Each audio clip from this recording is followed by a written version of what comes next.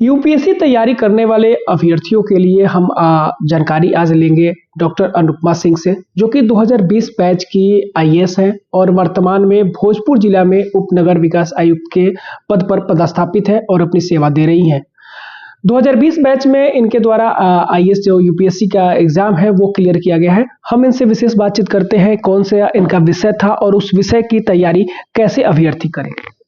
देखिए, हमारा जो ऑप्शनल सब्जेक्ट होता है बस वही होता है जो सभी कैंडिडेट्स के लिए डिफरेंट होता है, जिसके 2 पेपर होते हैं। तो वो मेरा बैकग्राउंड मेडिकल साइंस है, मैं डॉक्टर हूँ, तो मेरा ऑप्शनल मेडिकल साइंस ही था। उसी से मैंने एग्ज़ाम लिखा, उसकी तैयारी की।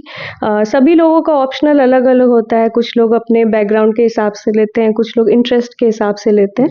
तो उसकी तैयारी मैंने मतलब मेरा वो सब्जेक्ट बैकग्राउंड भी है, अच्छे से पढ़ा हुआ भी था, तो मैंने प्रीलिम्स के टाइम से ही उसका रिवीजन करना सभी सब्जेक्ट्स का स्टार्ट कर दिया था। प्रीवियस ईयर क्वेश्चंस को अपना बेस बनाया था, क्योंकि मेडिकल सिलेबस बहुत वास्ट होता है, तो इसमें मेरे को प्रायोरिटाइज करना बहुत इंपॉर्टेंट था कि किस क्वेश्चन पे ज़्यादा ध्यान दिया जाए, किस पे नहीं ध्यान दिया जाए।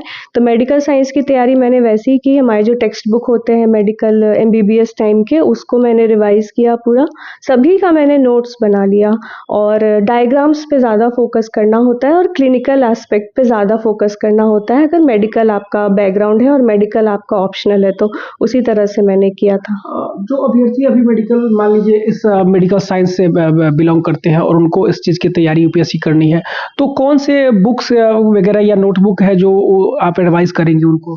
देखिए, जो मेडिकल ऑप्शनल ले रहे हैं वो 100% है कि वो डॉक्टर ही होंगे। तो इसमें जो हम लोगों का कोर्स बुक होता है अलग अलग, जैसे बुक्स जो चलती हैं, स्टैंडर्ड बुक्स चलती हैं एनाटॉमी की, फिजियोलॉजी की, जो हमारे पूरे इंडिया में अलग अलग तरह के जो कॉलेजेस होते हैं, हर स्टेट का अलग बुक होता है, जो उनका नॉर्म ही होता है कि आप वही बुक पढ़ोगे। जैसे एनाटॉमी की हम लोग बीडी चौरसिया हम लोग पढ़ते थे, बिहार का ये बता रही हूँ। उसी तरह से फिजियोलॉजी का, तो जो आपने एमबीबीएस में पढ़ा है आपको मैं वही सजेस्ट करूंगी, आपको वही पढ़ना चाहिए, क्योंकि वो आपको लगेगा कि आपका पढ़ा हुआ है और आप रिवीजन कर रहे हो। अगर आपने एमबीबीएस के टाइम पे कुछ और बुक पढ़ी है और आप फिर किसी दूसरे का देखकर कुछ और बुक ले लोगे तो उसमें थोड़ा सा डिफरेंस होता है। तो जो भी बुक आपने अपने एमबीबीएस के टाइम पे पढ़ा है उसी बुक को आप लें, लेकिन वो बुक हमारा 1 ईयर का वो बुक होता है। एक एनाटॉमी हम 1 साल पढ़ते हैं, लेकिन यहाँ पे आपको उस 4 साल की जो हमारी पढ़ाई होती है, 4.5 साल की इनफैक्ट, तो उसमें 4 एनुअल एग्जाम्स होते हैं एमबीबीएस में, तो उसमें काफ़ी सब्जेक्ट्स हो जाते हैं, मतलब 18-20 सब्जेक्ट हो जाते हैं। वो सारा आपको 1 साल में करना है। तो जिस तरह से आपने मेडिकल की पढ़ाई में डिटेल में पढ़ा था, एक एनाटॉमी सब्जेक्ट पढ़ते हो आप 1 साल पढ़ते हो और उसका एक पेपर देते हो, उस तरह से नहीं पढ़ना है आपको। एकदम सिलेबस में जो वर्ड्स लिखे हैं, यूपीएससी का जो सिलेबस है मेंस का, ऑप्शनल मेडिकल साइंस का, तो उस सिलेबस में जो भी आपके पॉइंट्स लिखे हैं आपको सिर्फ उतना ही पढ़ना है। ये बहुत ही रिलीफ की बात है। आपको सुनने में लगता है कि मेडिकल साइंस ऑप्शनल है तो आपको तो सभी 20 सब्जेक्ट्स पढ़ने होंगे, उस 20 का आपको स्पेसिफिक ही पढ़ना है। जितना उसमें लिखा है आप उतना ही पढ़िए। क्लिनिकल ज़रूर पढ़िए, जैसे anatomy is not a clinical subject, physiology is not a clinical subject, but कोई चीज़ की एनाटॉमी है, किसी बोन का अगर एनाटॉमी है तो उस बोन में क्या फ्रैक्चर हो सकता है, वो उसका क्लिनिकल पार्ट हुआ। हमारी एनाटॉमी है कि हमारे बॉडी में गॉल ब्लैडर है, बट उसका क्लिनिकल एस्पेक्ट है कि उस गॉल ब्लैडर में जब सूजन होती है तो उसको कोलेसिस्टाइटिस बोलते हैं, उसमें स्टोन होता है तो उसको गॉल स्टोन बोलते हैं, फिर उसकी हम लोग सर्जरी भी करते हैं।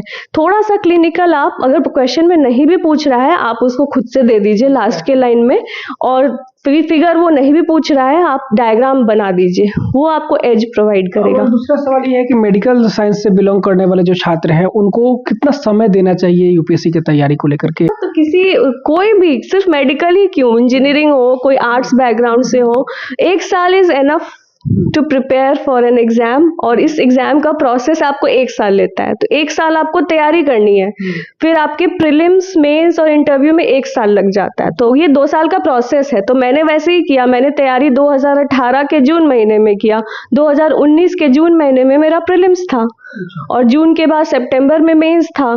तो ऑप्शनल के लिए ये रहता है कि आपको प्रीलिम्स और मेंस के बीच आप 80% तैयारी ऑप्शनल की तभी करते हो, क्योंकि आपका प्रीलिम्स में ऑप्शनल नहीं होता है, ऑप्शनल से क्वेश्चंस नहीं पूछे जाते हैं, तो कहीं ना कहीं वो बैकफुट पे चला जाता है। तो मेरे साथ भी यही हुआ।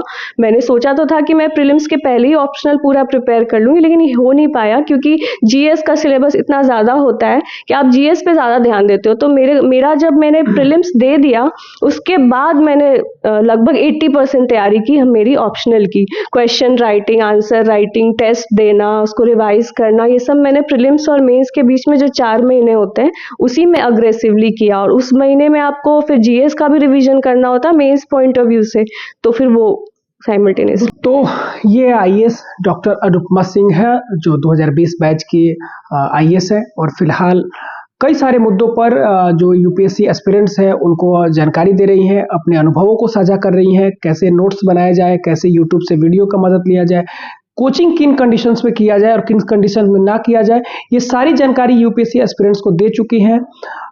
फिलहाल आगे इनसे और भी बातचीत करेंगे यूपीएससी को लेकर के, और भी जानकारी अगर जरूरत पड़ेगी तो आप तक साझा कराते रहेंगे। लोकल 18 के लिए भोजपुर से गौरव सिंह।